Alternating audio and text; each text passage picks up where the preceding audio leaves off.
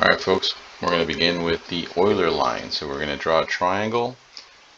You can use the polygon feature to do that. So it's just any triangle you want. It will not matter.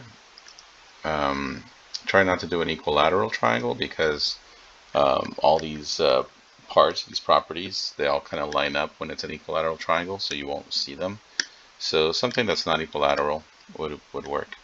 And essentially what we're going to do is we're going to do three things. We're going to do a circumcenter, an orthocenter, and a centroid. So let's start with the centroid. And the centroid is just the midpoint.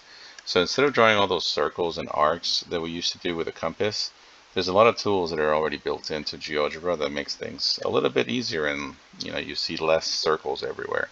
So that's what we're going to guide you through today. So look for the one that says midpoint or center under the construct title. You'll see it right here.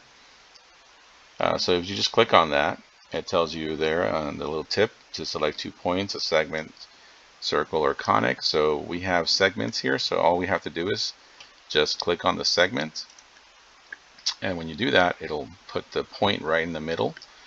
So that is the midpoint of that segment, and then you just click on the other two lines, and it'll put the point right in the middle of the segment.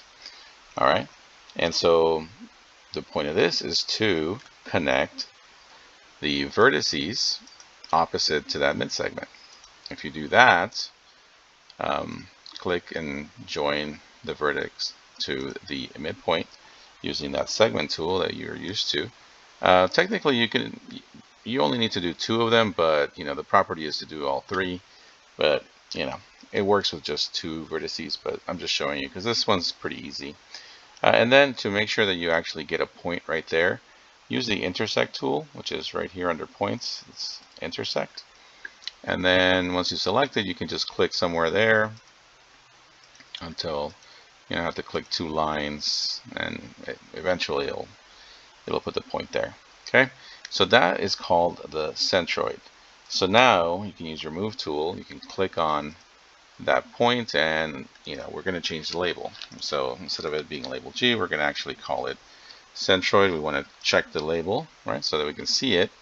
And you can also change the thickness of the point. I'm going to go a little bit thick, and I'm going to go black so that we can see it. And obviously you can move that around. Remember to always make these lines really tiny, because we don't really want to see them.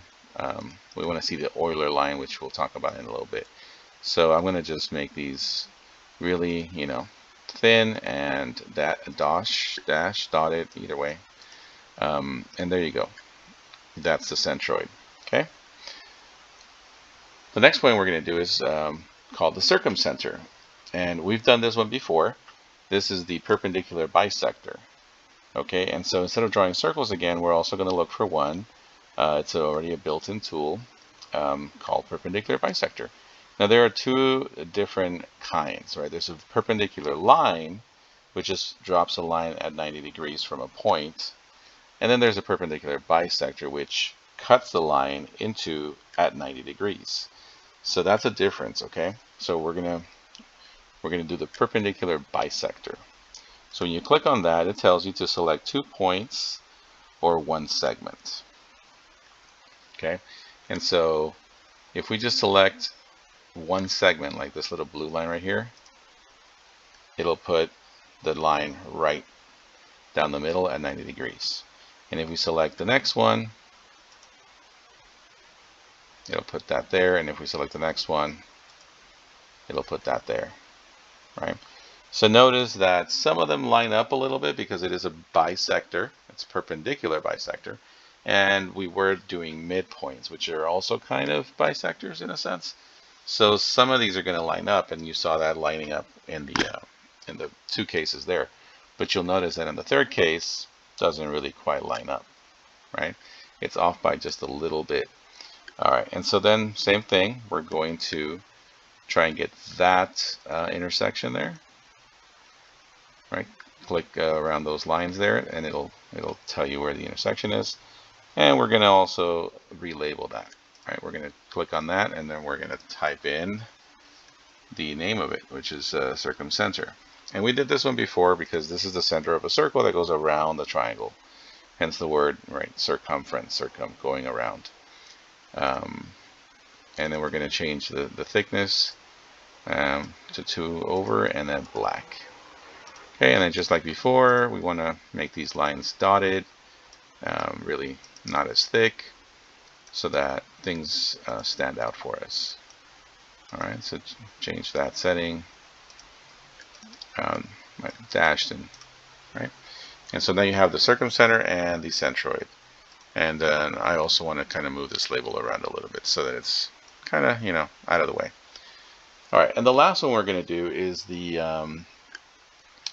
perpendicular line. All right, these are also called altitudes. So it's like the height of the triangle. So when we click on the perpendicular line, again, it's one of those tools already built in. So you notice that we haven't done any circles here. These are shortcuts that are built into the program. This one tells us to select perpendicular line at a point. All right, so in this case, we're going to select the line we want and see how it kind of gives us like, where do you want this, right? We can move the mouse around and we're going to click on that point, that altitude. Okay, and that line is perpendicular. It's not a bisector because you can see it doesn't cut it in half, but it does drop the line exactly at 90 degrees. This is when these 3 lines intersect, we're going to call this the orthocenter. Ortho meaning right angles, perpendicular. It's one of those synonym prefixes. All right, and so we're going to find the other one. So we're going to click on this line. And same thing, once you click on it, it kind of gives you a line that's 90 degrees. And we're going to make sure we click on that vertex. So it's the altitude. And the last one we're working with is this line here of the triangle. And then we're going to do the same thing. We're going to click on the other vertex right there. Click on there. Boom. And again, intersection. We want to know where these 3 lines intersect. And it's going to be somewhere there. And so, you're going to have to click at one of these lines here, 1 or 2 of them, so it registers the intersection. And we're going to go to our move tool and we're going to label that orthocenter. Okay, we're going to show the label. We're going to make it a little bit thicker, 2 lines over, and we're going to make it black. And as always, we're going to make these lines really thin and dotted or dashed so that they're out of the way. And then we're basically almost done. These 3 lines, these 3 dots, the orthocenter, the centroid, and the circumcenter, create a line. They are colinear. So we are going to look for the tool that says line, and it says select 2 points. And we're going to, click on the orthocenter, and we're going to click on the circumcenter, or the centroid, doesn't really matter which one. These 3 points are colinear, which means they lie in the same line.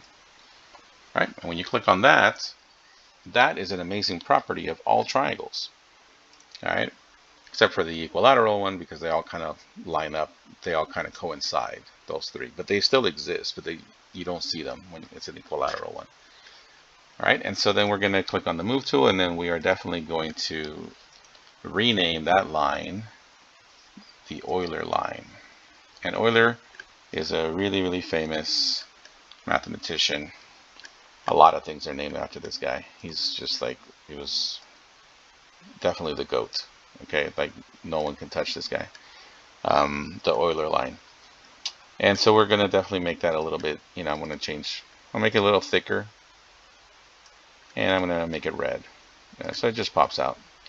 And that's it. And then you're going to screenshot this and submit it. But these are the main 3 properties of a triangle. The orthocenter, meaning the altitudes of the triangle, which are important, especially when you're dealing with area. The centroid, otherwise center of mass. So theoretically, if we were to cut this triangle out, we could balance it. If let's say we cut it out on cardstock, and we found the centroid, we could balance the triangle on our pinky or on our pencil, because that point is the center of mass.